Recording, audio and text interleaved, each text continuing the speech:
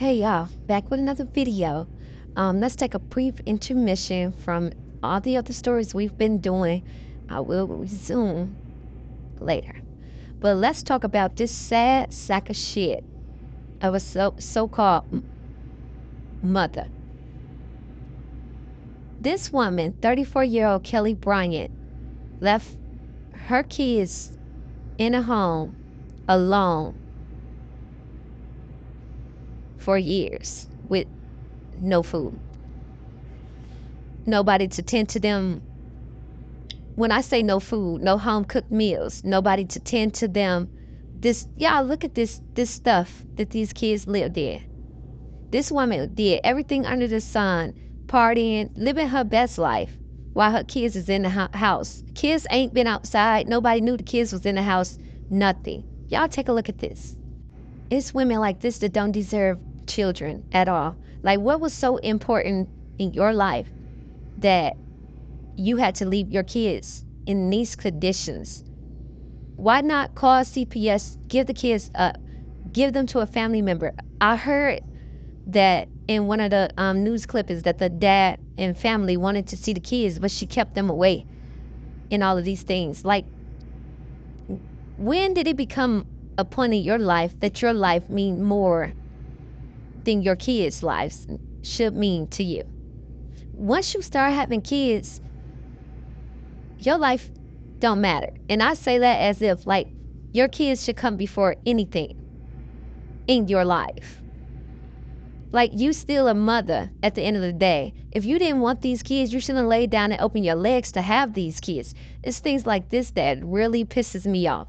Because I stand on business when it comes to my kids at all times.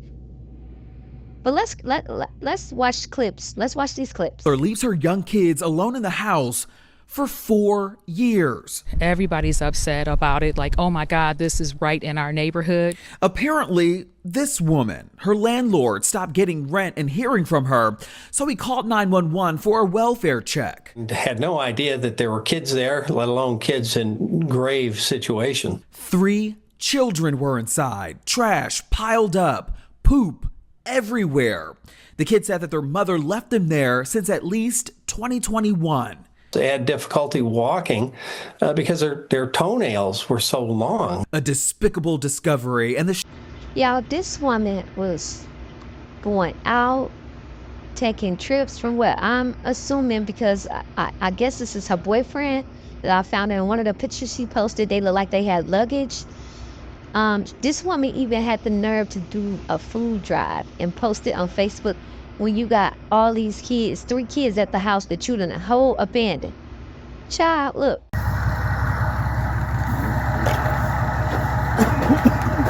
Put that in the shed. This one? Yeah.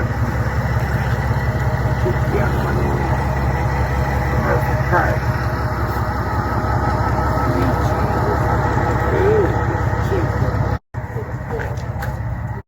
I'm gonna grab one of these two. You don't put nothing on your feet. I don't know what else you expect.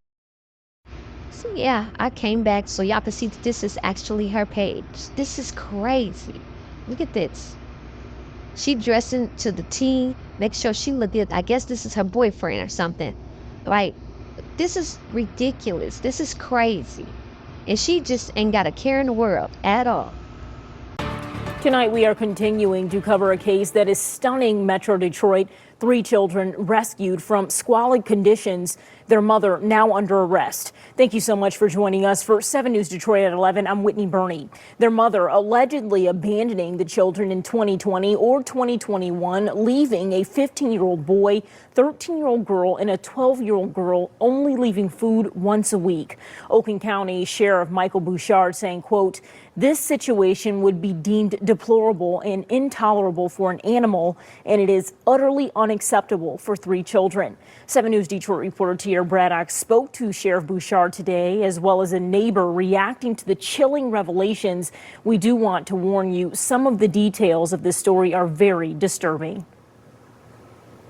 Just a few days ago, Oakland County Sheriff deputies came to this house behind me to do a welfare check on a woman. But when they got inside, they didn't find her, but they did discover her 3 kids who had been abandoned, living in deplorable conditions. Everybody's upset about it. Like, oh my God, this is right in our neighborhood.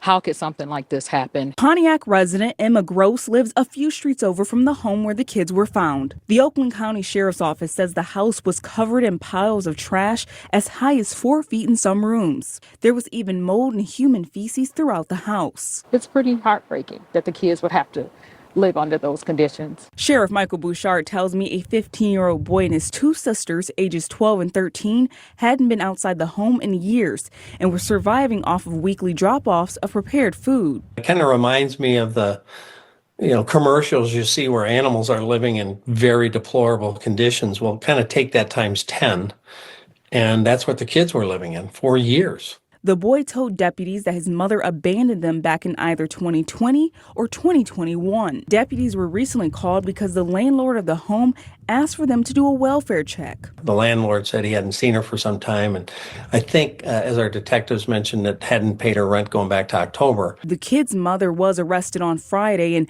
Bouchard says she had been living somewhere else in Pontiac. The kids hadn't been in school since they were abandoned. Well, that's going to be a very long process to figure this all out, not just how they are, both mentally and physically, but how did this ever happen, to have these kids fall through the cracks on so many levels with relatives, the community, and with schools. Have you ever seen anything like this before? I've seen, child neglect and other situations where they're living in bad places, but not to this level and not for this extended duration. The mother will be facing criminal charges, and in the meantime, her kids are now staying with a relative. In Pontiac, Tierra Braddock, 7 News Detroit. All right. And I want to say shout out to Pontiac for stepping up for these kids as quick as they did and just how they did. Like, they came full force behind these kids, something that their own mother didn't do. This is just, it warmed my heart when I heard the sheriff talk about it. It showed the pictures of all the clothes that they got so many clothes till he said, we don't need no more clothes now, guys. Like, we'll move on to something else that they may need and things like that. So shout out to Pontiac, Michigan. That was real dope. They need to put her under the prison. Like, she should never see the light of day, because those kids could have passed away in those conditions. He says how hazardous it was. Like, you can see feces and stuff like that. You can literally unalive for that. Like, you can pass away from stuff like that. It's all types of mold and everything throughout this house. That was just unacceptable. She needs to be under the prison. But let's keep going. To go out to Pontiac, Michigan. This is where the Oakland County Sheriff is speaking on a case and an investigation where a mom is accused of leaving alone her kids in a neglected home for years. Let's listen on Live Now from Fox. Some of this content could be very, very hard to really retain here, so viewer discretion is advised as we learn the details of this case. Agreement was arrived at in 2022, but the mother still would not allow him to see the kids. So that's what we've learned so far, at least preliminarily. We're going to go back and double check all these timelines and that kind of information. So he, in essence, had lost contact with the kids. And that's where that stood. So we've had questions about that. The other questions that we've had was, who were the other people potentially dropping food at the house other than the mother? So far, again, the investigation is pretty layered and complex, given that it's going over years. But it appears that those are companies, like an Instacart or a DoorDash, things like that. So, so far, none of the people that were coming to the house had any awareness that there were kids inside or the situation in which they were delivering to. Obviously, the question was somebody dropping food off knowing there's kids there? No information at this point leads us to believe that. The kids were forensically interviewed with our partners at Care House. They've already been seen once at McLaren. We intend to have them at a much more detailed both physical and mental health kind of checkup, if you will, that will happen hopefully this week. When our detectives saw them at their interview at Care House, they were already making amazing progress, having had some tender love, having had some supportive care, having been put in new clothing and some basic hygiene. The one detective said that the little girl was talking quite a bit. So that's super exciting to see that happening. And as it relates to being in the house, the only one of the three that ever came out was the young boy, and he came out twice. Once because he wanted to feel the grass, which by itself is heartbreaking, and a second time to check the mail. So you wouldn't do this to an animal, let alone your child. So, just to hear that he came out to touch the grass is just crushing, soul crushing on so many levels. As it relates to the house, we have obviously released pictures. I'll get my technical expert up. You've already seen some of these pictures. I rolled that little mouse, but it didn't want to cooperate. So inside of the home, as I had mentioned with these pictures, trash was piled, in some places 3 and 4 foot high. Everything was covered with feces and trash. The toilet had become non-functional, and the bathtub was filled with feces. That's the kind of situation these poor kids had been living in for years, not just hours or days, for years. And so when you have the complete lack of hygiene, a complete breakdown of basic living conditions that they were subjected to. And to get a little deeper into that, detectives have narrowed down the initial abandonment they believe to be somewhere in the spring to summer of 2020. Obviously, COVID played a little part in the disconnect potentially with schools and school communications. In 2020, the mother dropped off some trash bags, gloves, and Febreze, and that was about the last thing related to hygiene. 2020, in the height of COVID, okay? Towards the end, the children apparently were getting a loaf of bread dropped off that was intended to last 3 to 4 days. So, obviously on so many levels, the conditions are horrendous and the situation terrible. So what we're trying to do in the meantime, and as it relates specifically to the case, the preliminary report has been turned over to the prosecutor. We're adding some more stuff for them. They're in the process of determination. When I heard about this, I called her on the weekend and let it know it was coming, and she has her staff queued up, and they're in that process.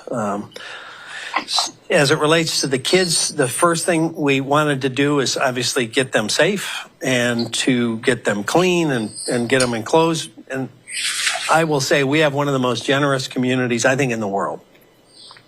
We put on there that we needed clothing, and this is just a tiny sample of what we've received.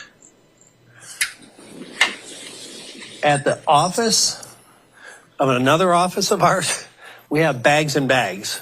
So we don't need any more clothing. We greatly appreciate it. The family and the kids greatly appreciate it. And so we're kind of pivoting now to financial support. And we have put up a link, if you will, to the charity Mission Oakland. And 100% of it will go to the kids. Unlike some of the traditional fundraising methodologies you see out there, they take a percentage. 100% of this will go to the kids. What I am asking is, again, our generous viewers and listeners out there and readers, we're looking for a law firm that would set up a trust fund so that we can take 100% of what we receive in donations for these kids and put it in a trust that can be administered, that can take care of maybe their medical bills, mental health visits, and if there's any overage, maybe set some money aside for their future education. This is going to be a long-term situation, and so we'd like to be able to kind of hand the baton to a trust fund that will manage it in a way that makes sure it's just the kids. Not suggesting anybody else would do anything with it, but we're looking for a mechanism where we can hand this off. So if there's a firm out there that would like to set up a trust fund for these kids, then we'll deposit any receipts that we have. In a very short period of time, I think we've already got $15,000 to $20,000 in on our donations. So we're going to, obviously have some real dollars to be able to give these kids, but that won't make up for the 3-4 years that they've been subjected to these conditions. I've said this more than once, but you see those videos of animals in just terrible conditions on commercials, and it pulls at your heartstrings. Imagine maybe by 10 living in what we showed you, and then play it out over years, not days or weeks. So it's hard to wrap your head around this one. So there's going to be a lot of long-term, I think, mental health and educational needs and things that we want to try to help with the family to get to that point. The other thing I'd like to mention, the family is asking, apparently, some of the folks that are now involved with the kids that didn't know, that's another question we've asked, they didn't know what was going on with the kids. They had been told by her that somebody else was babysitting the children or other kinds of things. So they were unaware what was happening so far, according to our investigation. But what they're asking is they feel like they're being hounded by media outlets. So they'd like to get some privacy for their kids and the grandkids and the aunts, and those folks want just a little bit of a safe bubble, if you would. So they asked that, which of course we're going to do. Now, on another front, all of us are asking, how the heck did this happen? How did we lose 3 kids? How'd they fall through the system? The community, the relatives, the schools, how did no one know? And the easiest answer we could come up with, and I put on my old legislative hat, and thank heavens we've got a person on our staff that also had worked in the legislature, and we examined the school code, and there's some gaps that we think in part allowed this to happen. And so what we're going to suggest is there needs to be some changes in state law. Right now, basically, there is no specific duty required that is triggered by certain actions. So what I mean by that is a school district in this case received a request for records from another school in Pontiac, but no verification the children ever moved to that school. And so at some point, when they didn't show up, they were just dropped off the enrollment of the school that sent the transcripts. So no one knew that they were nowhere. And so what we're proposing, and we're already communicating to a potential bill sponsor, is some amendments to the school code that will close that communication gap so that before a child is unenrolled, they have to obtain written confirmation that child's someplace else. And that's what happened here, it appears. It's still, again, being investigated because we're going back years and trying to check records. But it looks like based on that request for records, neither of them knew where that child was and presumed, I guess, that the other one had the children. So the other thing, this is the specific language, but it goes into basically filling that gap, closing that hole so that if a child doesn't show up at a school for a period of time, then it triggers a follow-up where they have to communicate with either a truancy officer or law enforcement to begin an examination of what happened to these kids. Where are they? It's unbelievable to think that we've got 3 kids that fell off everybody's map for years. So that goes to the second part, as I said, within 20 days, the sending school that sent those records has to notify the truancy officer if they have not received written confirmation that that child is someplace else safe. So it shortens the window. First trigger is 10 days, second trigger is 20 days. And obviously This can be worked on, amended, or changed by the legislature. We're just suggesting there's got to be some accountability measures so we don't have kids fall through the cracks in such a horrific way.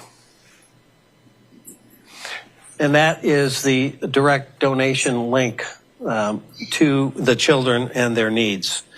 So that's kind of the basics of where we are. As I said, we're going to have some follow-up investigative things we're going to be doing. We're going to check much more deeply the children's physical and mental well-being. Obviously, we're going to need to get an educational assessment on where they are.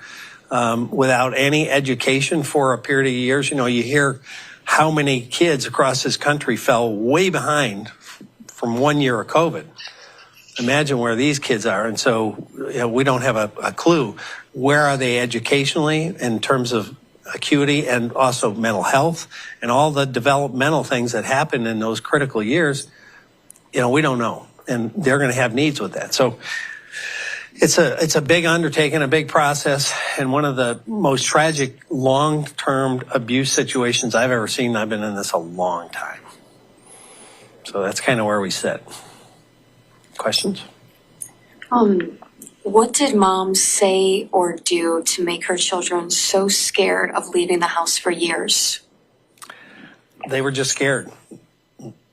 I don't know that she said anything particular that she's admitted to us, but they were afraid to leave.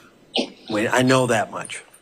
What's the latest with mom? I know the prosecutor's looking at this, but where is she? What's going on? She's in custody with us. Is she cooperating?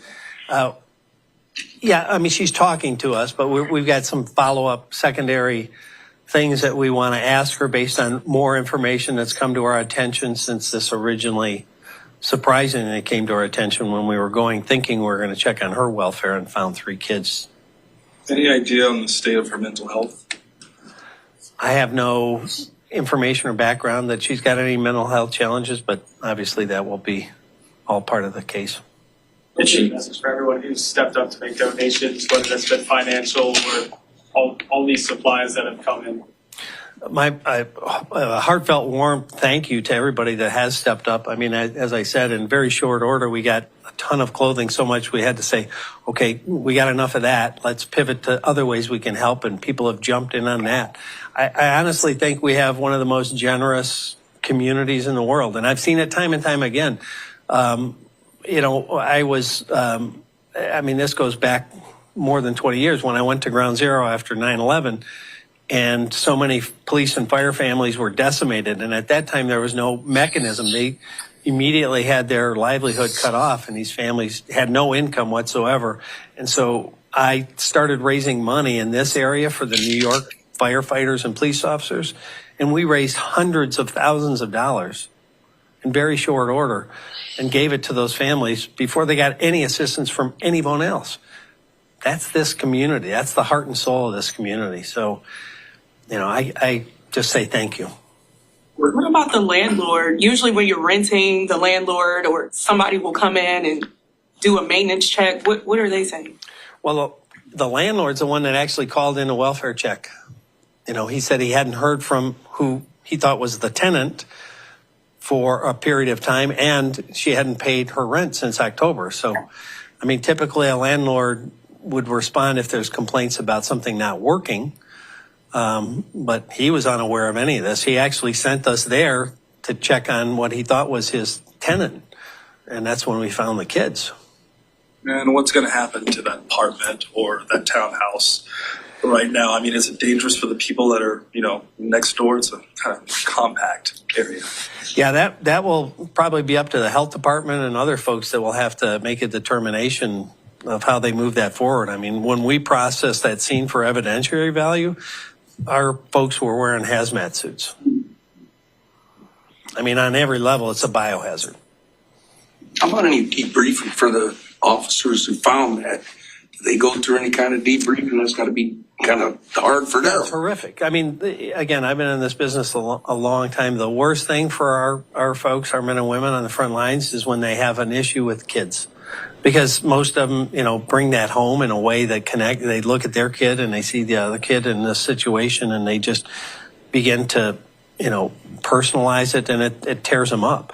So thankfully, we've got a great peer-to-peer program, and that was initiated immediately once we learned what the situation was, to both debrief them and make sure that they have some opportunity to process what they were involved in and how to, in a healthy way, move forward. After you see some of the terrible things we see in our world, homicides and abuse, you'll never unsee it, but you have to find a healthy way to process it and then take another step forward and go back out and continue to do your job. Were comfort dogs like Kelli brought into the kids at the hospital and things, and how did that go? Yes, I think 2 came right away, and that's been, here Kelli sits in this corner.